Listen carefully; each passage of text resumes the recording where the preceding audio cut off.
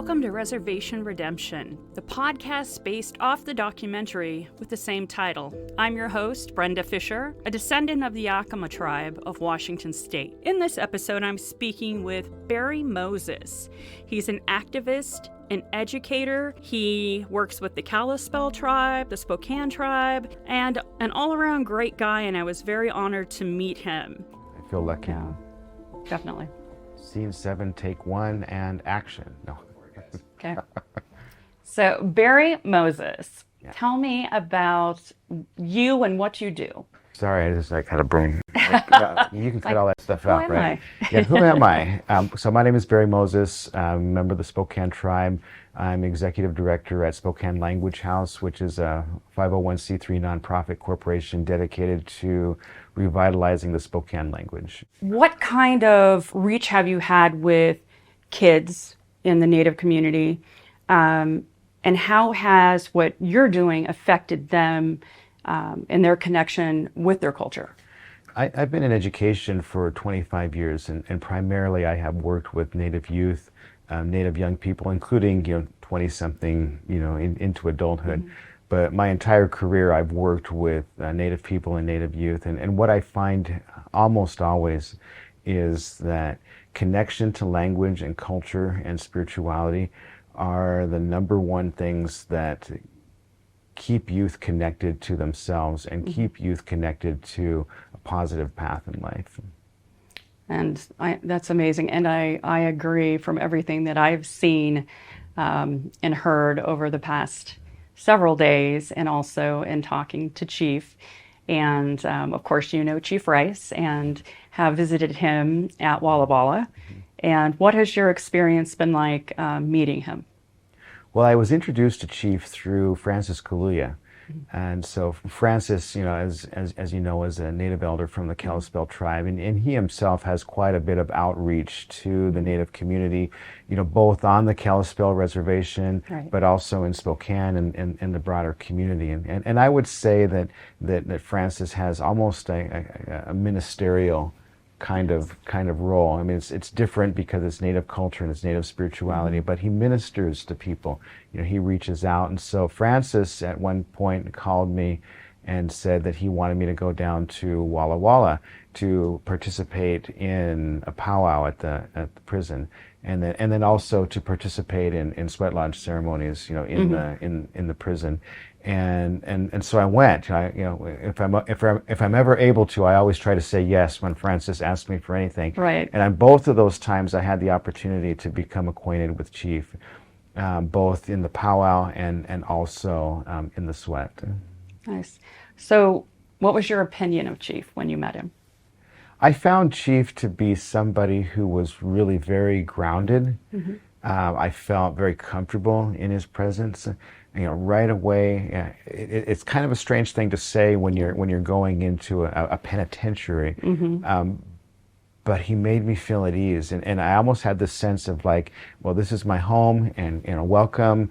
Is there anything you need? We're going to take care of you. Right. Let us know if there's anything we can do to make this a better experience for you. And he was just a really gracious, generous host, and it was really important to him that even though I was somebody who he was just meeting, it was really important to him that I was comfortable, that I was happy, that I was getting my needs met. And I think also, and maybe it was a little bit riding on the coattails of Francis Kaluuya, but I think he put me in that same category. Oh, this is somebody who's coming in a spiritual way. This is somebody who's coming in a cultural way. I felt like he was thinking, I don't know what he was thinking, but I felt like he was thinking, wow, this guy deserves respect. And I'm going to give him that respect. And there was a certain amount of, I hate to use this word, but almost like deference, I respect you for who you are and the role you have and the spiritual path that you're walking.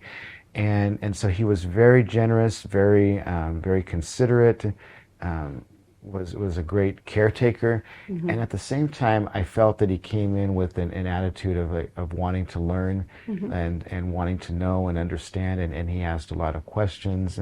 And since that time, since we've met, he's called me a number of times. We've spoken on the phone, and always it's a kind of situation where I feel like he's maybe looking for guidance. There's a situation in my life, there's something I'm praying about, there's something I want more understanding, and he'll ask questions like, what does that mean to you? Or what do you think I should do? Or what do you think, the deeper spiritual meaning of this situation is? Right. Yeah. And I know that he has really embraced this community that has been basically built around him. And that's one of the things I think that he appreciates in the conversations I've had with him, are the people that he can call upon when he does need help. And he's learned that he's not on his own. He has good people to ask questions and to get answers that will help him shape his life. And I think that alone has shown how much he's grown. And he's not afraid to ask for help, but he's not afraid to ask for guidance. So in your opinion, based on what you've seen, do you feel that Chief deserves to be released from Walla Walla and to live amongst us out here? Absolutely. You know what I saw when I was with Chief is one thing. It's difficult to explain to people outside of the Native community, but as Native communities, we have a sense of belonging. We belong to each other for generations. Young, old, male, female, and everybody has a role. Everybody has a gift. Everybody has a spiritual calling, if you will. And that's one of the things about, I think, especially Salish culture, that is really important, is that there's unity in diversity. In that diversity, everybody has a different gift. As one of my elders said, the Creator gave a different heart to everyone. Right. Everybody has a different strength. And we honor that diversity of strengths and the diversity of gifts. But at the same time, there's unity in that we need everybody to be doing what they do so that the community can be healthy, stable, whole, and can move forward. And what I felt when I met Chief was, this is a person who has found his spiritual place in the world. This is a person who, despite being in prison for all the time that he's been, that he has found himself. And somehow that calling revealed itself to him. And I don't know that he could even put that in words himself, but he's living it. Right. He's walking it. He's doing it. And I felt that when I was in his presence. And to me, the greatest thing that could possibly happen, not just for him, but for our community, is that he could be living that walk at home. Yes. Absolutely. And I think he has a lot to offer on the outside and within his community. And I think there's so many people that are going to look to him to provide guidance for others, especially kids that are at risk within the community, to really hear from someone who has been there and had to walk that road and decide which path they were going to continue on. And the fact that he chose the red road and has lived his life for the last 25 years so positively, and trying to learn and trying to connect, with really great people, and trying to even guide his fellow inmates. He's become such a leader within his, within the groups that he's in. And he's even reached out to people who are non-Native and made huge differences in their lives and brought them along. And it's just amazing to me. He doesn't know a stranger. And if you're willing to listen and you want to learn, he's there for you. And that's just amazing to me. I often tell him that he sounds like Tony Robbins and, the motivational speaker when I talk to him on the phone, not this guy who goes to this tiny cage every night to be locked in.